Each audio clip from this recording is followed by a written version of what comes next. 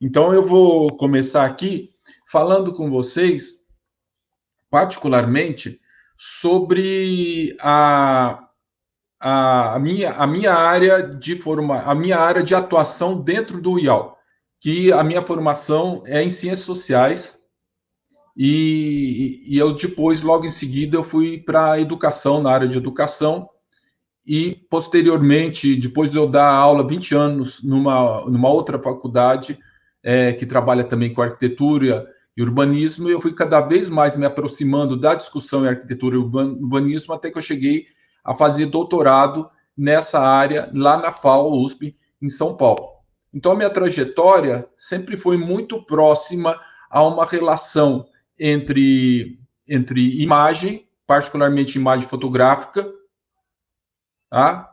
A discussão social e sobre os processos que acontecem nas cidades, tá? E, por fim, essa aproximação com a arquitetura, tá? Que se deu nos últimos 20 anos através de lecionando e também atuando, e também agora no IAL já fazem 10 anos. Então, assim, eu tenho muito prazer de estar aqui com vocês e também, como o Davi falou, de entender a importância e a característica do ensino em arquitetura, que é você ter um conhecimento que muitas vezes ele tem que saber transitar por diferentes formas de saber e de pensar para estabelecer um diálogo que permita, tá, tanto eu fazer estudos urbanos complexos, quanto eu estou pensando numa edificação. A arquitetura ela sempre implica nessa atuação de diferentes saberes articulados entre si. Tá? Por isso que a gente vai ter no curso de arquitetura e urbanismo 4 diferentes áreas, como o professor Davi já apontou: tecnologia, projeto propriamente dito, ao qual eu reconheço diretamente a questão da arquitetura, tá? Teoria história, e aí cabe lembrar a vocês que teoria histórica aqui a gente chama de TH, ela implica a dimensão humanística do curso, então as pessoas que gostam muito de história, de geografia, são muito bem-vindas, são pessoas assim que têm um tipo de conhecimento que na arquitetura é muito valoroso, assim como aqueles que também têm um conhecimento em exatas também e que é também importante para a área de projetos de tecnologia.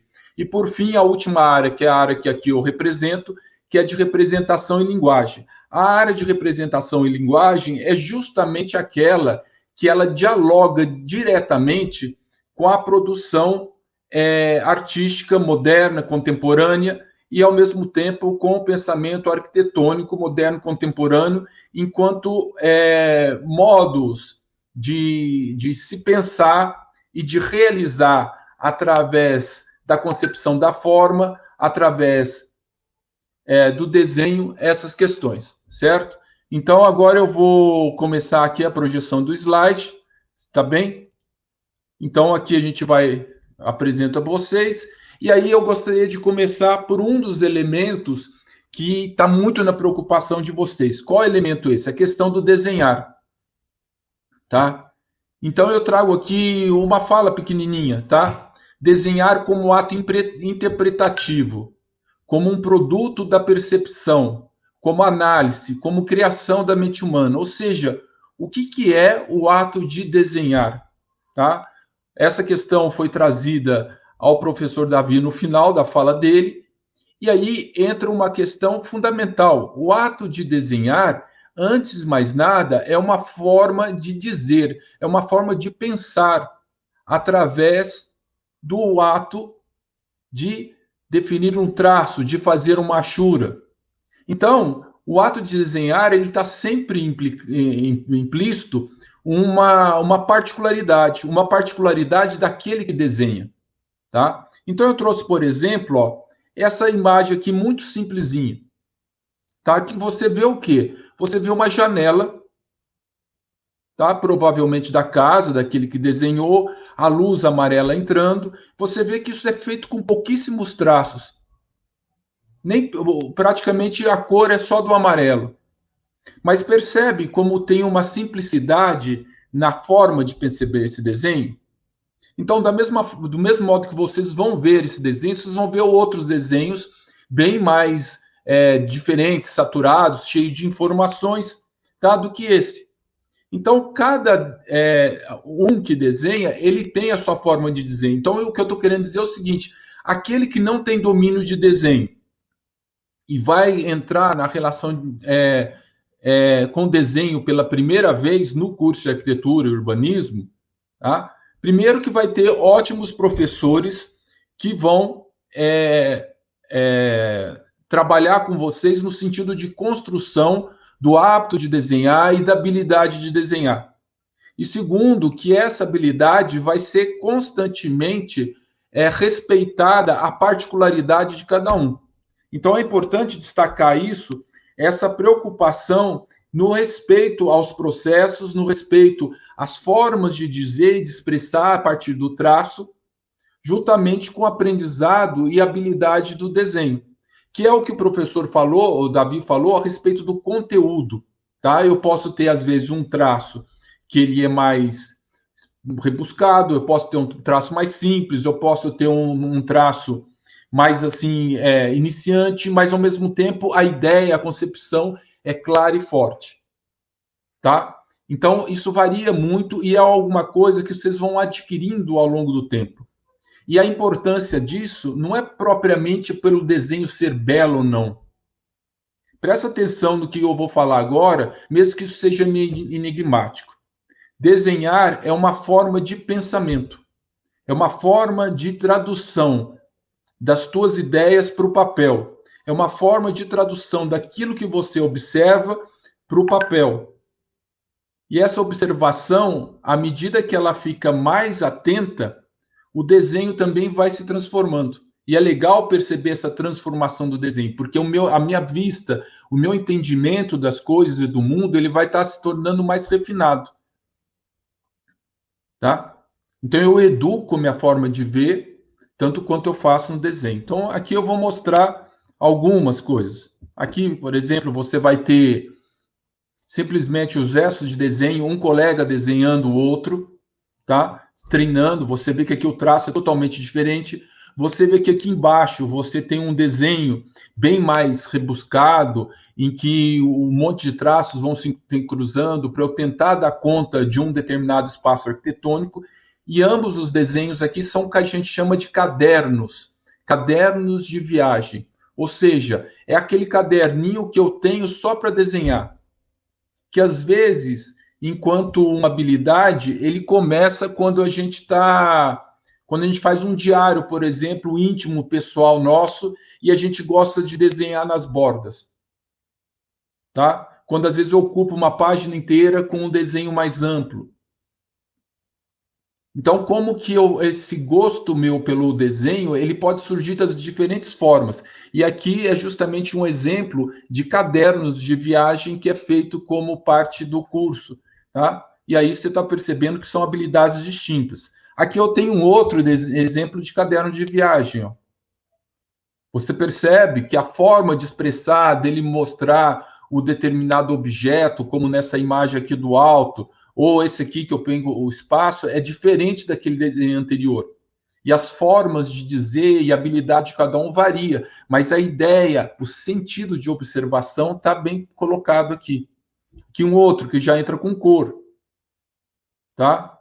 Você percebe aquilo que a gente chama como perspectiva, que ela está meio diferente da fotografia. Então, um desenho ele não precisa ser um desenho fotográfico. Ela mistura um pedaço de tecido em cima do desenho, mistura a cor já. Aqui, ó, eu trago um outro desenho. Extremamente simples. Vejam só isso.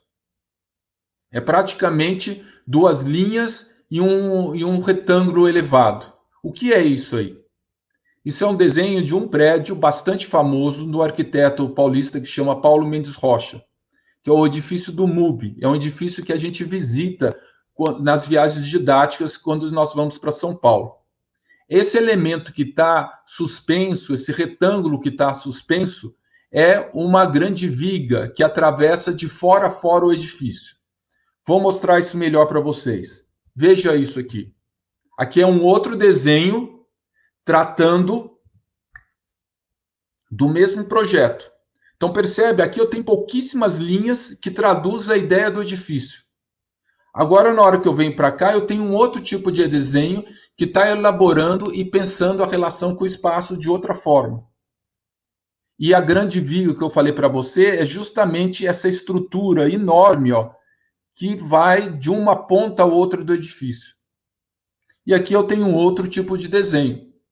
Só que aqui é um desenho mais técnico, tá? Que se assemelha a esse aqui, que é um corte, que a gente chama de um corte. Mas percebem, ó, que os modos de pensar e de desenhar são distintos, tá? E nas etapas diferentes do processo arquitetônico, você usa desenhos de diferentes formas. E hoje você tem o uso de muito software em que trabalha com a concepção de projeto, particularmente nesses desenhos aqui mais acabados, como esse aqui que a gente estava mostrando.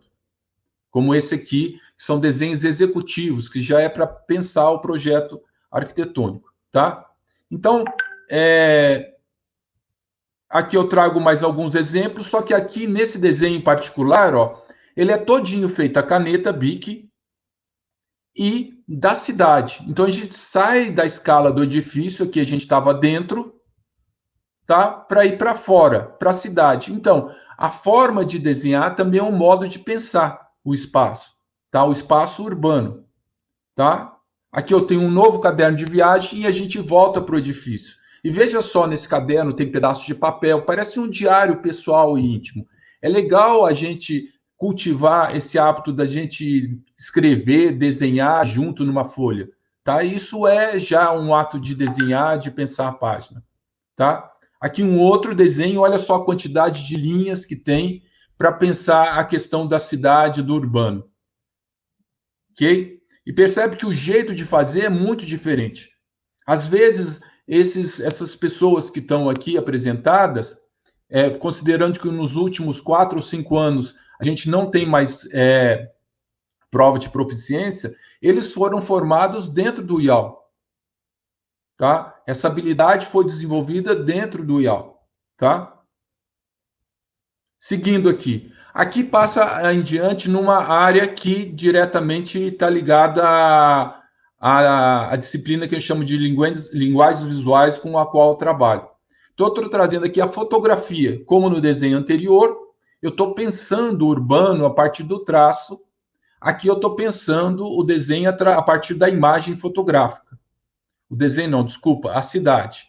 Aqui, por exemplo, você tem a Paris do século XIX e as pessoas que transitam e os becos que formam essa cidade anterior das mudanças que vão ter em 1850. Tá? Aqui outra imagem, também de Paris, mas percebe que não é cartão turístico isso. Não são imagens turísticas. São imagens, provavelmente, de uma pessoa que anda pelos recantos da cidade, seja eles bonitos ou feios. Então, essa coisa de desenhar a cidade ou de fotografar a cidade está muito ligado também a uma disposição que eu tenha de andar pela cidade. De andar, como eu falo, de bobeira, entendeu? De andar meio sem destino, só pela curiosidade de eu tentar entender a cidade ou de eu descobrir a cidade.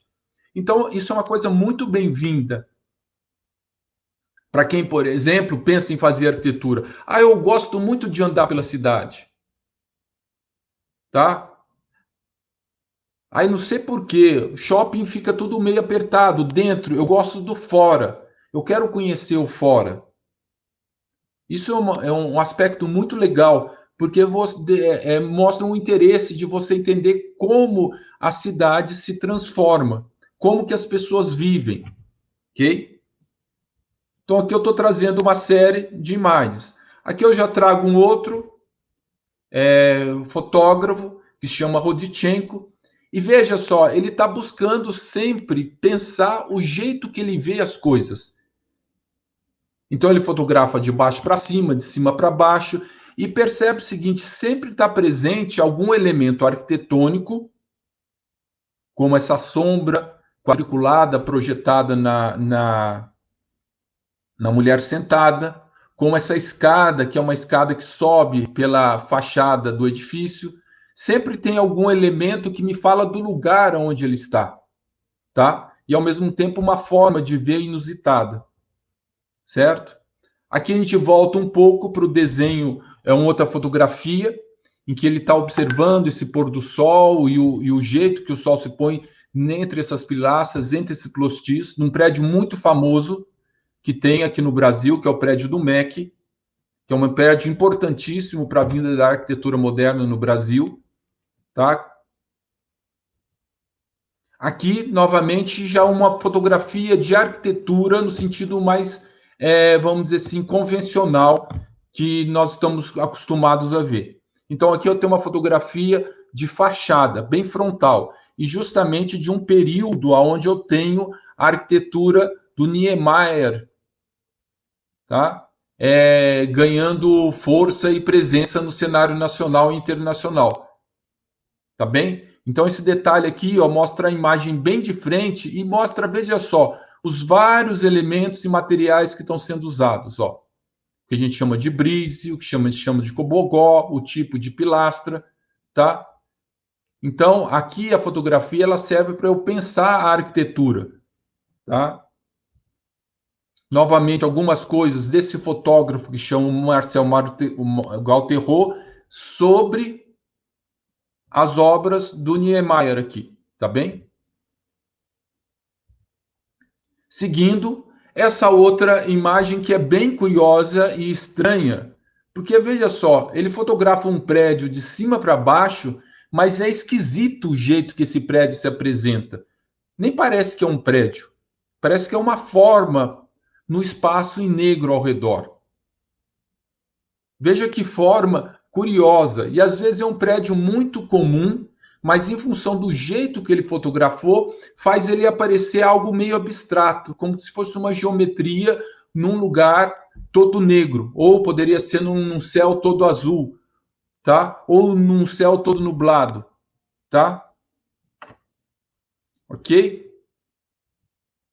E aqui, ó, nesse pedaço aqui eu estava mostrando um pouco da parte de fotografia que está dentro do curso de arquitetura e urbanismo, dentro da área de linguagens visuais, destacando esse interesse nosso pela questão urbana. Seguindo aqui, dentro dessa disciplina também, que a gente chama de linguagens visuais, vai ter exercícios em que a gente vai estar constantemente pensando e relaborando o espaço que a gente chama do campo visual, tá? Campo visual esse, opa, continua aqui, tá? Tá sendo compartilhada a tela, tá? Certo? Campo visual esse que eu posso pensar através de uma imagem, eu posso pensar através de linhas que eu corto e organizo dentro de um determinado espaço.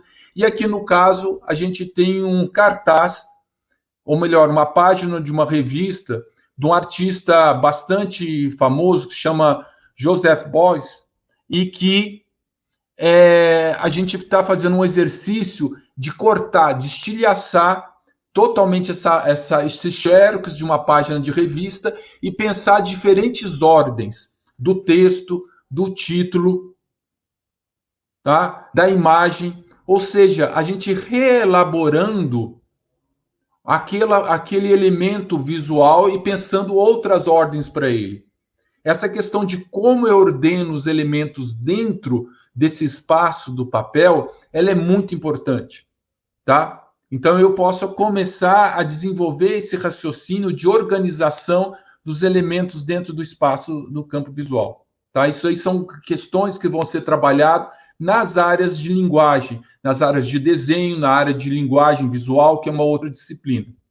E aqui a gente vai mudando também para uma outra área de linguagem, que é logo a primeira disciplina que vocês vão ter, ou aqueles que puderem entrar dentro do curso vão ter, que é a disciplina que a gente chama de plástica, em que nós vamos estar pensando justamente a forma, os objetos, aquilo que me circunda, tá? A partir de diferentes exercícios, mas não usando o desenho, mas usando o recorte, a dobra, o vinco, tá? Então, por exemplo, isso aqui que eu mostro para vocês, adivinha de quem é?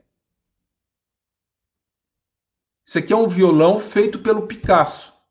Todo feito em papel que a gente chama hoje craft, dobrado e recortado.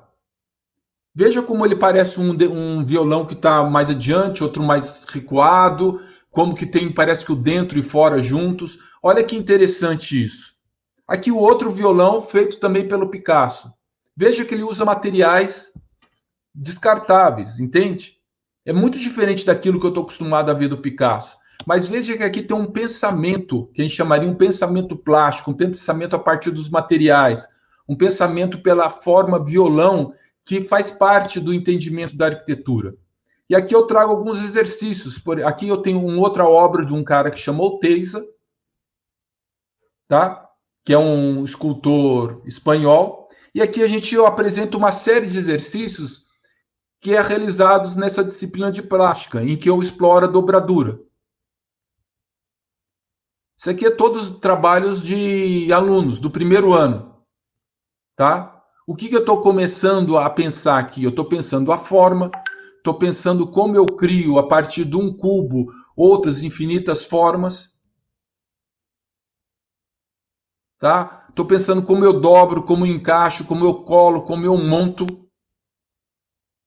Todos adquirindo um raciocínio que a gente chama espacial, tá? Em que a forma, o material e a estrutura são elementos que contam nisso. Aqui, por exemplo, chegaram até a fazer depois um de concreto, ó.